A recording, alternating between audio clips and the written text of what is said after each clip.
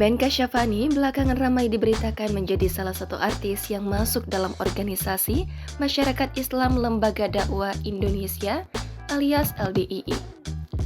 Ia dan artis senior Ida Royani bahkan disomasi oleh dua orang mantan jemaah organisasi tersebut. Terkait hal itu, Lembaga Dakwah Indonesia atau LDII pun angkat bicara dan membenarkan jika Ben dan Ida adalah benar merupakan jemaah mereka. Sekaligus membeberkan jabatannya dipegang oleh dua artis tersebut. Ben Kasyafani warga atau jamaah, kalau Ida Royani pengurus bagian pemberdayaan perempuan dan kesejahteraan keluarga, ujar Ludi Cahya selaku Ketua Departemen Komunikasi, Informasi dan Media LDII pada Sabtu 21 Oktober kemarin. Akan tetapi LDII memberikan bantahan ketika mereka dicap sebagai organisasi sesat. Bukan tanpa sebab, pasalnya LDII sama sekali tak masuk dalam 10 kriteria ajaran sesat yang dibuat oleh Majelis Ulama Indonesia.